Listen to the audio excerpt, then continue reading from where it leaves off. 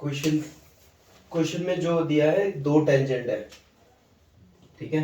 पहला टेंजेंट का नाम है पी ए, दूसरे टेंजेंट का नाम है पी बी। इसका मतलब है पी एक कॉमन पॉइंट है और टेंजेंट बन रहा है पॉइंट ए और बी पे, ओके। और क्वेश्चन में बोला भी है यहाँ पे from a point P to a circle, मतलब पी जो है सर्कल के बाहर है, ठीक है। इससे पहले जो क्वेश्चन किया था, क्वेश्चन नंबर 19 किया था, उसमें बोला था कि जो पी है एट द सर्कल बोला था उन्होंने, ठीक है। क्वेश्चन नंबर 19 चेक करोगे तो कल एक वीडियो भी रिकॉर्ड की थी, और ये लिंक ला दूंगा, चेक करें, ठीक है। तो ये पढ़ना पड़ेगा, ये समझना पड़ेगा पी कहाँ पे है, सर्कल के ऊपर या सर्कल के बाहर, ठीक है। तो P is an internal point या फिर external point, internal to circle और एक्सटर्नल टू सर्कल, ठीक है। इंटरनल मतलब ये सर्कल के सर्कमफेरेंस के अंदर अंदर, ये सर्कल के ऊपर। एक्सटर्नल बोला मतलब वो बाहर होगा, तो पॉइंट पी हो गया हम लोग का बाहर। ये समझ आया? दोबारा तो एक्सप्लेन करना है, कॉपी चेक के एक्सप्लेन किया है और दोबारा तो एक्सप्लेन करना है।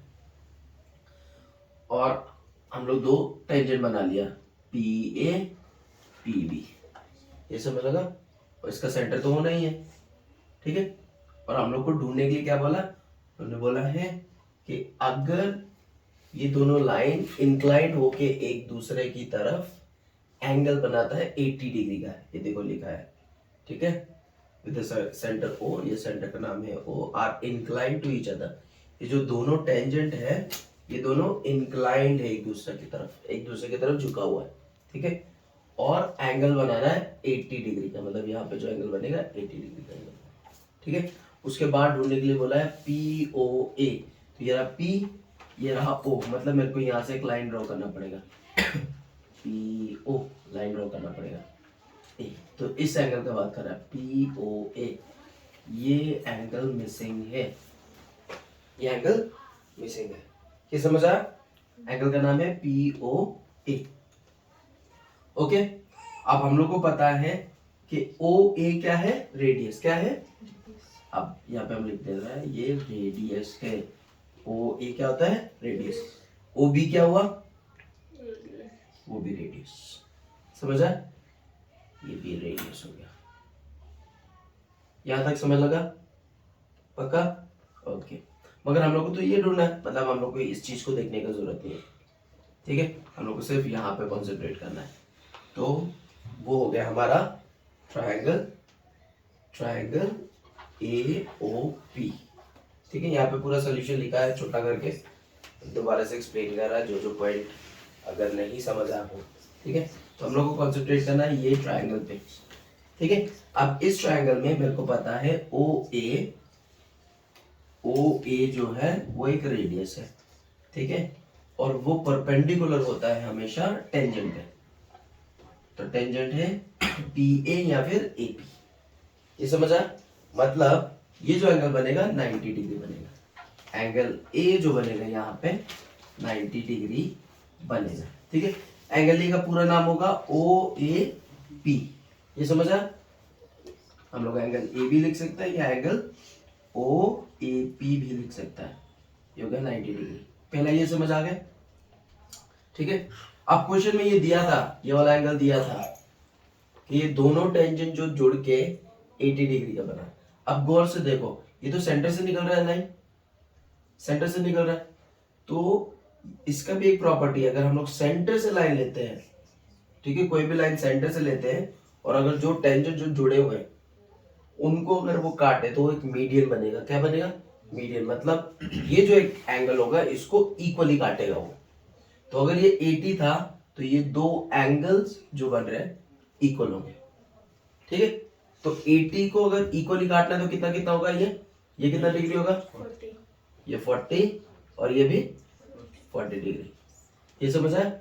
तो इसीलिए इसके लिए मैंने यहाँ पे लिख दिया कि एंगल ए पी ओ, ये एंगल ए पी ओ ये 40 डिग्री है। कैसे? हाफ ऑफ 80 डिग्री, इसका हाफ होगा क्योंकि दो बनेगा तो वो हाफ में जाएगा उसका, ये समझ आया? पक्का? ओके। तो ये मिल गया 40 डिग्री, ये मिल गया 90 डिग्री, हमें ढूंढना ये, ठीक है।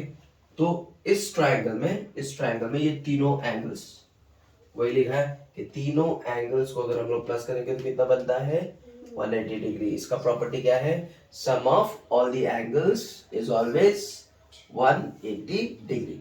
सम ऑफ मतलब प्लस करके, sum of all the angles of a triangle is always equals to 180 degree. ये समझा पक्का? तो ये तो हो गया, और इसका वैल्यू पता है, इसका वैल्यू भी पता हो गया, तो मतलब इसका वैल्यू ढूंढ सकता है। एग्जाम में एमसीक्यू दिया होगा तो ये सब करने का जरूरत नहीं, छोटा सा ड्रॉ करना, ऐसे कैलकुलेशन कर लेना, ठीक है। तो टोटल होगा 180, ये 90 और 40, 90 प्लस 40 कितना हो गया 130, साइड में से लिख लेना, ठीक है। टोटल होगा 180 डिग्री तीनों को, और ये दो मेरे को पता है, दोनों को ऐड कर दो 130 माइनस कर दो 50 डिग्री, मिल गया। ढूंढो कहाँ पे आंसर, तो वहां पे था ऑप्शन ए में था 50 डिग्री, तो लोगों को बस उसमें टिक लगाना, हो गया खत्म। ये समझ आया पक्का? ये ड्रॉ जरूर कर लेना, बिना ड्राइंग के नहीं होगा। और ड्राइंग कैसे होगा, जैसे प्रैक्टिस करते रहोगे 2-3 सब, एक कितना 3 बार कितना, 4 बार कितना, 5 बार कितना, ठीक है। तो करते समझ लग जाए। मेरे को भी ऐसे नहीं कि हाँ अचानक से उठा और ये मैच कर दिया, नहीं, ये सब बहुत बार सॉल्व किया, ठीक है। फिर आज मेरे को समझ लगता है हाँ ये ऐसे ड्रॉ होगा, और ये इतना मीडियम होता है, ये तो इसका परपेंडिकुलर है तो ये 90 डिग्री हुआ, ये इसको एक्चुअली काट रहा है तो 80 डिग्री हाफ में काट रहा है तो ये 40 हो गया। ये ढूंढने के लिए बोला है, समझा? तो फिर क्या प्रॉपर्टी होगा, तीनों एंगल, ये देखना यहाँ पे ट्राइंगल है, हमेशा ढूंढो क्या बन रहा है, ट्राइंगल बन रहा है, स्क्वायर बन रहा है, रेक्टेंगल बन रहा है, फिर उनका प्रॉपर्टीज अप्लाई करो, ठीक है। ओके, चलो अब क्वेश्चन नंबर 21 देखो। इसमें बोला है दी एंगल मेड, ये जो एंगल बन रहा है घड़ी पे बाय द मिनट हैंड, ठीक है, सुई का कांटा से, यहाँ पे जो एंगल बन रहा है ये 60 डिग्री, ये हमेशा याद रखना कितना होता है 6 डिग्री होता है। कितना होता है ये दिया नहीं है मगर हम लोग को समझना पड़ेगा, ये होता है 6 डिग्री। कैसे होता है 6 डिग्री, क्योंकि हम लोग को ये समझना पड़ेगा इसमें कितना मिनट से होगा, 1 घंटे में कितना मिनट्स होगा, 1 hour is equals to 60 minutes, ये समझ लगा 60 मिनट्स पक्का। तो 1 मिनट में, ठीक है, 1 मिनट में कितना डिग्री है, क्योंकि टोटल है 360 डिग्री, समझ आया ये, ठीक है, टोटल है 360 डिग्री, मतलब 1 घंटे में जो सुई का कांटा जो पूरा घूम के आएगा 1 घंटा बनाएगा, ठीक है, 1 hour बनेगा, ये पूरा वो बनेगा 360 डिग्री, ये समझ आया।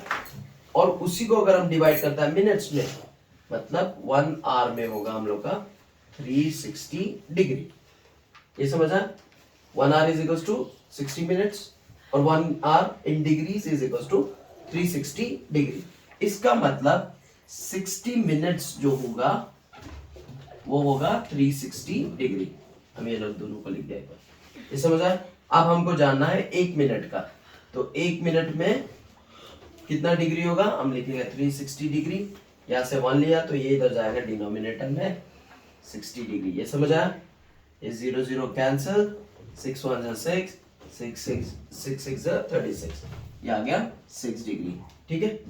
ये कैलकुलेशन याद करने का जरूरत नहीं, समझ लो, ये तो हमेशा ये रहना, कहीं पे भी होगा 1 मिनट कितना होगा 60 डिग्री, डजंट मैटर आपका क्लॉक छोटा है या बड़ा है या बहुत बड़ा है, वो उतना ही रहेगा, वो 6 डिग्री ही रहेगा, क्योंकि उसको पूरा एक चक्कर काट के आके 1 hour बनेगा, पूरा चक्कर काट के आके 1 मिनट बनेगा, तो सेकंड, हर एक सेकंड का भी 6 डिग्री होगा, ठीक है। और अगर वो सेकंड हैंड है तो कैसे मूव करेगा, टिक टिक टिक करके, वो 60 टाइम टिक टिक टिक करेगा, फिर जाके वो खत्म करेगा, फिर वापस यहाँ पे आएगा, तो क्या होगा 1 मिनट होगा। मतलब अगर सेकंड हैंड भी बोला होता, अगर मिनट हैंड नहीं बोला है, सेकंड हैंड भी बोला, तो उसमें भी सेकंड्स में भी हर एक टिक में, ठीक है, ये जो हमारा एक मूव कर रहा है, एक बार में मूव कर रहा है या एक यूनिट मूव कर रहा है, वो 6 डिग्री मूव करता है, ये सब लगा, ओके पक्का। तो याद रखना हर एक सेकंड भी, अगर हम लोग सेकंड में लिख रहा है, 1 सेकंड भी 6 डिग्री मूव करेगा, 1 मिनट भी 6 डिग्री ही मूव करेगा, समझ आया? पक्का? मगर 1 आवर 6 डिग्री मूव नहीं करेगा, क्योंकि उसमें अलग है कैलकुलेशन, वो देखना पड़ेगा। अब 1 आवर, अब दिन में ये सर्कल में पूरा कितना होता है? 12 होता है, यहाँ पे 12 होता है, यहाँ पे क्या होता है? 3 होता है, यहाँ पे क्या होता है? 6, यहाँ पे क्या होता है? 9। ये समझ आया? ठीक है। अब देखो, मतलब अगर मेरे को यहां से शुरू करना है, 0 से शुरू करना है और वापस 12 पे ही आना है, तो कितना यूनिट्स हुआ? 12 हुआ। कितना यूनिट्स हुआ? 12 हुआ। 1 2 3 4 5 6 7 8 9 10 11। तो ये कितना यूनिट्स हुआ? ये टोटल 12 यूनिट्स हुआ। 12 यूनिट खत्म होगा तो 360 डिग्री होगा। तो आवर्स में जब हम लोग कैलकुलेट करेगा, आवर्स का होगा कि एक दिन में जो टोटल आवर्स होगा वो 12 घंटा का हिसाब से। तो जब 12 घंटा होगा तब 360 डिग्री चलेगा। समझ आया? पूरा 360 डिग्री कब खत्म होगा? 12 घंटा में। सपोज करो आप यहाँ पे उठा, 12 बजे उठी, 12 बजे आप उठा, ठीक है, आप सुई का काटा देखा वो आवर वाला, ठीक है, तो कितने टाइम हो रहा है? तो आपने देखा ये चलते चलते चलते चलते चलते चलते रात को फिर 12 बजे वो वापस यहाँ पे आया, ठीक है, समझ आया? तो फिर ही तो 360 डिग्री खत्म हुआ। समझ आया? तो ये जब 12 घंटा होगा यहाँ पे, तभी जाके वो 360 डिग्री को कवर करेगा। इसका मतलब हर एक आवर में कितना डिग्री कवर करेगा वो? Divided by 12। समझ आया ये? अब इसको हम कैंसिल करता है, 12 1 से 12, 12 3 जा 36। ये समझ आया? 0 में मतलब 30 डिग्री। हर एक आवर में कितना करेगा वो? 30 डिग्री। समझ आया? समझ आ गया है तो ये लिख लो कि हर एक सेकंड में 6 डिग्री कवर करेगा, हर एक मिनट में 6 डिग्री कवर करेगा, और हर एक आवर में कितना डिग्री कवर कर रहा है वो? 30 डिग्री। पहले समझ लो फिर लिखो। अगर समझ नहीं आया कोई प्रॉब्लम नहीं है, हम फिर से समझाने के लिए रेडी हैं। ये समझ आया? और यहाँ पे हम ये लिख दे रहे हैं, ये देखो मेरे को मिनट्स में चाहिए था, ये समझने की कोशिश करो। 1 घंटे में 60 मिनट्स होता है, ठीक है, ये समझ आया? और 1 घंटा ये जब पूरा कवर करेगा, मिनट हैंड का बात कर रहा हूँ, मिनट हैंड का बात कर रहा है, ठीक है, तो मिनट हैंड जब पूरा 1 घंटा अगर कवर करना तो पूरा घूमेगा वो, फिर तो 1 मिनट होगा। ये समझ आया? ये समझ आया? तो 1 आवर जब मेरा जा रहा है ये 1 से ये, तो मिनट हैंड को तो पूरा रोटेट होना पड़ेगा, फिर जाके वो चलेगा वो पूरा। अगर 1 घंटा, अगर आवर वाला पे है 1 पे, वो 12 पे आएगा, तो मिनट हैंड तो पूरा एक बार रिवॉल्व होके आएगा, फिर जाके ये 2 पे आएगा, 1 पे तो 2 पे आएगा, फिर से मिनट हैंड पूरा रिवॉल्व होके आएगा, 2 से 3 पे आएगा। ये समझ आया? तो मिनट हैंड का क्या है, वो पूरा 360 डिग्री घूमता है वो, फिर जाके 1 आवर होता है। ये समझ आया? तो वहां से भी रिलेशन ले सकता है। अदरवाइज मिनट हैंड को समझने के लिए आप लोग ऐसे भी कर सकते हैं कि मेरा 1 मिनट कैसे होता है, तो वो सेकंड वाला में समझो, सेकंड वाला समझो। अगर 1 मिनट चाहिए तो आप लोग के पास स्टॉप वॉच है, ठीक है, स्टॉप वॉच समझते हैं? स्टॉप वॉच, तो उसमें चलाया आपने, 0 से शुरू हुआ, वो टिक टिक टिक टिक टिक टिक टिक टिक करके जा रहा है, पूरा एक रिवॉल्व होगा, तो ये सेकंड्स चल रहा था, ठीक है। जैसे 60 सेकंड्स हुआ फिर 1 मिनट हुआ, समझा? मतलब 60 सेकंड में 360 डिग्री रोटेट हुआ। ये समझा? पक्का? तो वहां से मेरे को पता लगा कि अगर मेरे को मिनट्स का कैलकुलेशन करना है, ठीक है, तो और वो जो सेकंड्स का हाथ चल रहा है और मिनट का हैंड चल रहा है, उसका रिलेशन क्या होगा कि 60 मिनट्स जब होगा, ठीक है, तब जाके 1 आवर होगा, तो तब वो पूरा रिवॉल्व होगा। तब वही लिखा कि 60 मिनट्स जब होगा तब जाके मिनट हैंड पूरा एक रोटेशन खत्म करता है, 360 डिग्री खत्म करता है, ठीक है। ये समझ आया? मिनट हैंड, जो मिनट का हैंड है वो 360 डिग्री कवर करेगा, वो 60 मिनट में करेगा। तो 1 मिनट में कितना डिग्री कवर करेगा? तो लिख दिया 6 डिग्री। ये समझ आया कैसे कैलकुलेशन हुआ? 60 यहाँ पे जाके, ठीक है, और उसी बेसिस पे ये निकाल लिया हमने। तो सेकंड्स का भी अगर हम लोग कर रहा है, तो सेकंड भी अगर 60 डिग्री होगा तो 1 मिनट होगा, तो सेकंड पूरा 360 डिग्री कब कवर करेगा? जब वो 1 मिनट बनाएगा। और 1 मिनट में कितना हुआ? 60 सेकेंड्स। समझ आया? पक्का? ओके, समझ आ गया तो ये लिख लो और ये दिमाग में डाल लो कि 1 सेकेंड में 6 डिग्री, फिर 6 डिग्री, फिर 6 डिग्री, 6 डिग्री, 6 डिग्री करके मल्टीप्लाई करो 60 टाइम्स 360 डिग्री हो जाएगा। उसी तरह 1 मिनट का भी 6 degree, 6 degree, 6 degree, 6 degree. 1 minute तो 1 मिनट, फिर 1 मिनट, फिर 1 मिनट, फिर 1 मिनट। समझ आया ये? तो ये टोटल जब ये खत्म होगा तब जाके 1 घंटा पूरा बनेगा। 1 आवर का अलग है। 1 आवर में कितना आवर्स है? घड़ी पे कितना है? 12 घंटा है। ठीक है, समझ आए? 12 की कैलकुलेशन चल रहा है। तो यहां से आएगा, यहाँ पे वापस आएगा तो 360 डिग्री बनेगा। स्टार्टिंग हुआ यहाँ 0 से 1 2 3, वापस 12 पे आगे खत्म हुआ। तो 1 आवर का कैलकुलेशन ये रहा। तो हम लोग लेगा 12 घंटा होता है तो फिर जाके 360 डिग्री बनता है। मेरे को चाहिए 1 आवर का, तो 12 इधर जाके डिवाइड होगा। समझ आया? तो ये मेरे को मिलेगा 30 डिग्री। ये समझ आया? पक्का? और यही सारा कैलकुलेशंस लिख के मैंने यहाँ पे लिख दिया कि 1 सेकंड के लिए 6 डिग्री, 1 मिनट के लिए 6 डिग्री, अगर 1 आवर के लिए 30 डिग्री। रीजन ये रहा कि 12 घंटा पूरा होगा तो फिर जाके ये 360 डिग्री पूरा रोटेशन करेगा। ये पूरा यहाँ पे आके यहाँ पे रिवॉल्व करके आएगा वापस। ये समझ आ गया ना? ठीक है। अब क्वेश्चन ये पूछा था वो लोग कि the angle made by minute hand of a clock at its center is 15 minutes।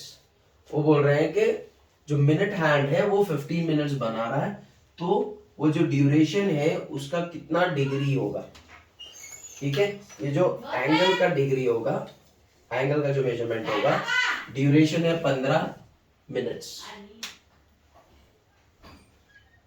Duration है 15 मिनट, ड्यूरेशन है 15 मिनट और एंगल पूछ रहा है कितना हुआ। समझ आया? 15 मिनट होगा हमारा 3 पे आके, यहाँ पे 0। ठीक है, अब कैलकुलेशन देख लो। 6 degree, 6 degree, 6 degree, 6 degree, 6 degree. ठीक है, ओके। तो 15 मिनट में, तो 1 मिनट में 6 डिग्री हुआ। हम लोग को 15 मिनट का ढूंढना था, तो 1 के साथ मैंने 15 मल्टीप्लाई किया, तो यहाँ पे भी 15 मल्टीप्लाई, दोनों तरफ 15 मल्टीप्लाई कर दो। यहाँ पे मेरे को मिल गया 15 मिनट्स, 15 मिनट्स। इस तरफ मिल गया मेरे को 90 डिग्री। ये हो गया मेरा आंसर। ऑप्शन नंबर कौन सा है? A B C D C. ये भी चेक करो ज्यादातर आंसर्स कहाँ पे आ रहे हैं, बी या सी में। तो अगर कोई क्वेश्चन डिफिकल्ट लगे, ठीक है, देख लो ज्यादातर किस में आ रहा था, उसी में तुक्का मार देना, छोड़ना मत। छोड़ने से अच्छा है कि कुछ ऑप्शंस को आप टिक कर दो। तो ये देख लेना ज्यादातर अगर बी आ रहा है या सी आ रहा है, उसी को फॉलो करके चलना। और कोई दिमाग में मत रखो कि हमेशा बी ही होता है, हमेशा आंसर नहीं, ऐसा कुछ नहीं है। ठीक है, कभी कभी वो लोग सी भी फॉलो कर सकते हैं, कभी कभी ए फॉलो कर सकते हैं, कभी कभी डी। ज्यादातर आंसर उसमें आ रहे हैं। तो जब आप लोग सॉल्व करोगे तब पता लग जाएगा कि 10 मैंने सॉल्व कर लिए, 10 बाकी है। 10 में से ज्यादातर 60% सी था आंसर, मतलब नेक्स्ट जो आना है उसमें भी सी का आने का चांसेस बहुत ज्यादा है, प्रोबेबिलिटी बहुत ज्यादा है। तो आप लोग अगर ना समझ आए तो सी में मार दें। ठीक है।